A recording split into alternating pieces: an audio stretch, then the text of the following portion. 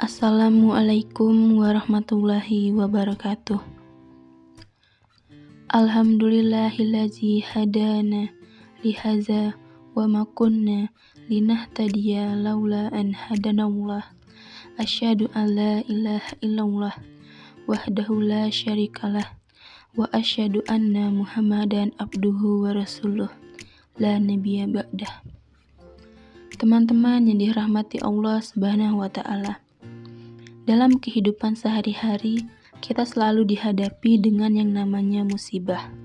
Peristiwa yang menyedihkan, mengecewakan, atau mungkin menimbulkan luka batin.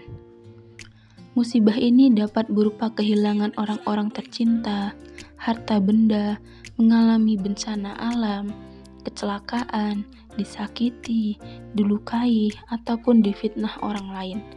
Macam-macam musibah dapat kita alami dalam kehidupan ini. Dari berbagai musibah yang datang menerpa hidup kita harus senantiasa meyakini bahwa semua hal tersebut terjadi atas izin, sepengetahuan dan kuasa Allah Subhanahu wa taala.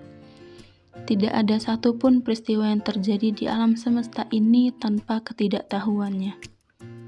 Allah Subhanahu wa taala berfirman dalam Quran surah Al-An'am ayat 59 yang artinya, dan pada sisi Allah lah kunci-kunci semua yang gaib. Tidak ada yang mengetahuinya kecuali Dia sendiri. Dan Dia mengetahui apa yang di daratan dan di lautan. Dan tiada sehelai daun pun yang gugur melainkan Dia mengetahuinya pula. Dan tidak jatuh sebutir biji pun dalam kegelapan bumi, dan tidak sesuatu yang basah atau yang kering, melainkan tertulis dalam kitab yang nyata, Lauh Mahfuz. Dari ayat tersebut, jelaslah bahwa segala sesuatu yang ada di alam semesta ini diketahui Allah Subhanahu wa taala. Bahkan sehelai daun yang gugur pun Allah mengetahuinya. Dan karena Ia yang Maha mengetahui. Atas dasar itulah kita harus bersikap sabar dalam menghadapi musibah yang melanda. Karena hal tersebut terjadi atas izin Allah dan atas sepengetahuannya. Teman-teman yang dirahmati Allah, sabar ini merupakan sebuah sikap menahan emosi dan keinginan, serta bertahan dalam situasi sulit dengan tidak mengeluh. Secara bahasa, sabar itu berarti al-habsu atau menahan diri. Sedangkan secara syar'i, sabar itu merupakan menahan diri dalam 3 perkara. Yang pertama, ketaatan kepada Allah, kemudian hal-hal yang diharamkan, dan kepada takdir Allah yang dirasa pahit atau dikenal dengan musibah. Saat mengalami musibah, Allah Subhanahu wa taala memerintahkan kita untuk menghadapinya dengan 2 hal penting, yaitu sabar dan sholat. Hal tersebut termuat dalam Quran surah Al-Baqarah ayat 153, yang artinya, hai orang-orang yang beriman, jadikanlah sabar dan sholat sebagai penolongmu. Sesungguhnya Allah bersama orang-orang yang sabar. Oleh karena itu, dalam menghadapi sebuah musibah, kita haruslah bersabar terlebih dahulu baru kemudian sholat dan menyerahkan sisanya kepada Allah semata. Teman-teman yang dirahmati Allah, sabar memanglah terasa pahit, akan tetapi buahnya jauh lebih manis daripada madu, sebagaimana diungkapkan oleh sebagian ulama. Rasulullah SAW bersabda, sesungguhnya balasan yang besar bersama dengan cobaan yang besar pula. Dan sesungguhnya apabila Allah mencintai suatu kaum, maka Allah akan timpakan cobaan atau musibah kepada mereka. Hadis riwayat Tirmizi. Kemudian hadis riwayat Bukhari dan Muslim. Rasulullah SAW bersabda, barang siapa yang menempa diri untuk bersabar, maka Allah akan jadikan dia penyabar, dan tidaklah seorang diberikan suatu karunia yang lebih baik dan lebih luas daripada kesabaran.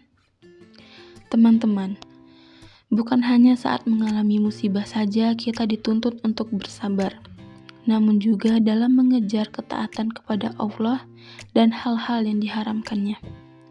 Seseorang yang berusaha menuntut ilmu, maka ia harus sabar dalam menjalaninya. Begitu pula saat ia berusaha untuk mengamalkan ilmu yang telah didapatkan. Semuanya memerlukan kesabaran, karena tidak mudah dalam menjalaninya. Istiqomah itu berat sehingga kita harus terus-menerus melakukannya semata-mata hanya untuk Allah. Sehingga kita harus berjuang untuk menggapai keikhlasan dalam amal ibadah.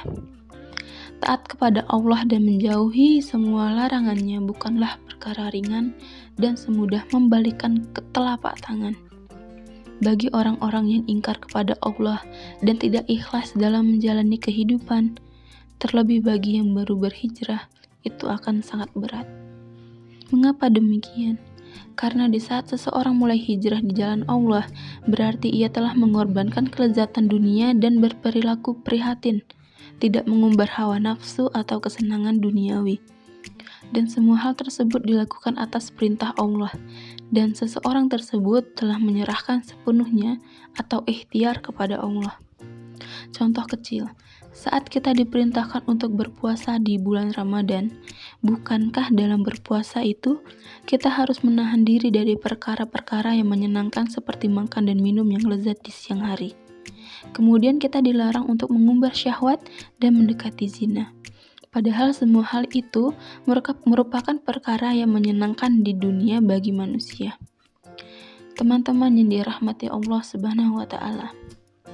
Lalu bagaimana cara kita untuk bisa bersabar sesuai dengan pengertian secara syar'i? Di saat mengalami sebuah musibah, kita dituntut untuk mengucapkan innalillahi wa inna ilaihi raji'un. Dalam Quran Surah Al-Baqarah ayat 155, Allah berfirman, yang artinya, dan sungguh akan kami berikan cobaan kepadamu dengan sedikit ketakutan, kelaparan, kekurangan harta, jiwa, dan buah-buahan. Dan berikanlah berita gembira kepada orang-orang yang sabar, yaitu orang-orang yang apabila ditimpa musibah, mereka mengucapkan inna lillahi wa inna ilaihi raji'un. Dengan mengucapkan inna lillahi wa inna ilaihi raji'un, maka kita akan segera sadar bahwa segala sesuatu yang ada di dunia ini pada hakikatnya bukanlah milik kita, melainkan milik Allah semata. Dalam menjalankan ketaatan kepada Allah dan menjauhi semua perkara yang diharamkan, tidak ada cara lain selain dengan ikhlas. Menjalani sebuah ketetapannya dengan penuh keikhlasan, insya Allah kita akan menuai hal baik pula di kemudian hari. Ikhlas ini merupakan tuntutan dari Allah Subhanahu wa Ta'ala kepada kita agar tidak tersesat di dunia ini dan selamat di akhirat kelak.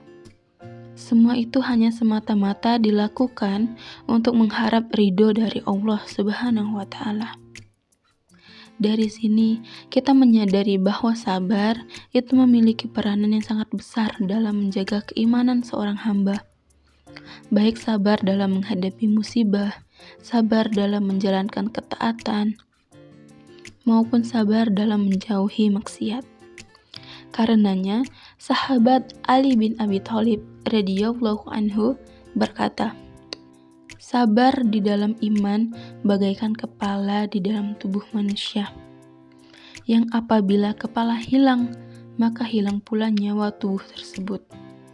Dan pada akhirnya tidak tersisa iman pada orang yang tidak memiliki kesabaran.